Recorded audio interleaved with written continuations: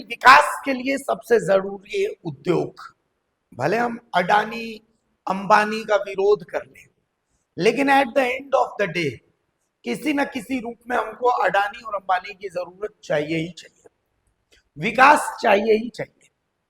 आपको भी चाहिए कि आप भी बढ़िया कार में घूमें, बढ़िया एसी में सोएं, आपका बच्चा बढ़िया स्कूल में जाए, और इन सब चीजों के लिए चाहिए इंडस्ट्रियलाइजेशन। और झारखंड सरकार भी ये बात समझती है, हेमंत सोरेन भी ये बात समझते हैं, और इसी को मंगाने के लिए कि झारखंड इंडस्ट्रीज लगे, इसके लिए दिल्ली में नेशनल स्टेक होल्डर समिट का आयोजन किया गया, कॉन्क्लेव का आयोजन किया गया, जिसमें मुख्यमंत्री हेमंत सोरेन ने आईटी, आर्टिफिशियल इंटेलिजेंस, उद्योगों के लिए इंफ्रास्ट्रक्चर, कई उद्योगपतियों ने इसमें हिस्सा लिया। उन उद्योगपतियों ने बताया कि उनको किस तरीके का इंफ्रास्ट्रक्चर चाहिए, झारखंड में अगर वो इन्वेस्ट करेंगे तो उनको इन्वेस्टमेंट करने के पीछे उनका कारण क्या होगा, वो सरकार से क्या चाहते हैं, किस तरीके की वो सहयोग चाहते हैं। और मुख्यमंत्री हेमंत सोरेन ने भी झारखंड को लेकर के अपना जो विजन है वो साझा किया कि विजन 2050 उनका क्या है। हेमंत सोरेन जानते हैं कि झारखंड सिर्फ माइनिंग नहीं, माइंड में भी अव्वल है, लेकिन एक इंफ्रास्ट्रक्चर की जरूरत है। झारखंड में पर्यटन की असीम संभावनाएं हैं, लेकिन इंफ्रास्ट्रक्चर की जरूरत है। तो इसी को लेकर के नेशनल जो एक समिट है, उस समिट का आयोजन किया गया, और झारखंड सरकार जो है नई उद्योग नीति जो है वो लेकर के आ रही है। तो इसी उद्योग नीति के तहत उनको इन्वेस्टरों को आकर्षित करना है। तो दिल्ली के होटल ताज पैलेस में इन्वेस्टर समिट का आयोजन किया गया। ये कॉन्क्लेव था जिसमें दोनों तरफ से जो है अपनी अपनी जो अंदर की बात उसको शेयर किया गया। तो हम उम्मीद करते हैं कि इसके बहुत पॉजिटिव जो रिजल्ट है वो आने वाले समय में देखने को। देश की अगर इंडस्ट्रियल ग्रोथ की बात करें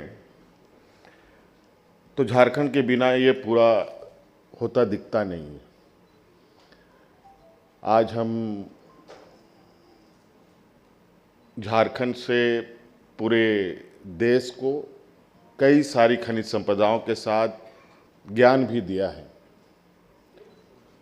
आज हमारे राज्य से देश दुनिया में बड़े पैमाने में ब्यूरोक्रेट्स ने भी अपनी योगदानें दी हैं, तकनीकी क्षेत्रों में भी दी हैं। आज मुझे बहुत खुशी हुई कि रंजन जी जो गूगल से यहाँ आए हैं, उन्होंने कहा कि ये पलामू से आते हैं। थोड़ा सा कॉन्फिडेंस और मजबूत हुआ है, और जो आपका उत्साहवर्धन बातों को सुनकर मुझे लगता है कि, और मैं देख भी रहा हूँ जिस तरीके से हम लोग अलग अलग समय पर अलग अलग जगहों पर जाकर अपने राज्य के संदर्भ में बातें करते हैं, तो बहुत सारे ऐसे विद्वान जो झारखंड से जुड़े हुए हैं, दुनिया के अलग अलग कोने में हैं, और स्वाभाविक है जिस मिट्टी से जन्म हुआ हो उस संदर्भ में उनकी विचार कहीं ना कहीं जरूर होती होंगी। मैंने इस बात को महसूस भी किया। हम सब ये जानते हैं कि आज दुनिया एक रिवॉल्यूशन के दौर से गुजर रहा है। हर चीज़ और बहुत सारी चीज़ें आई, चली भी गई, और भी चीज़ें आएंगी, और कई सारी चीज़ें चली भी जाएंगी। ये भी सही है और सच है। तो इसके लिए ज़रूरी है कि हम आने वाले समय के लिए कैसे तैयार हो सकें। झारखंड सरकार की तरफ से आज यहाँ जो 2 दिवसीय कार्यक्रम आयोजित है, जो एक कंसल्टेशन होना है, आज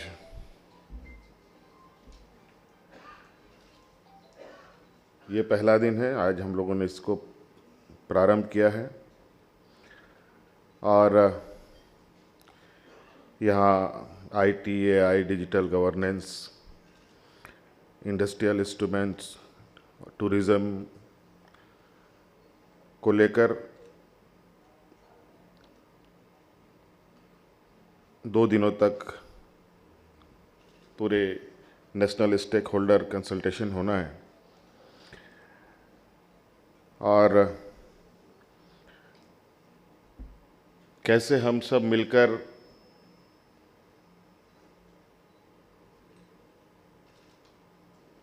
झारखंड के समग्र विकास हो सके, इस पर हम सभी लोग चर्चा करेंगे।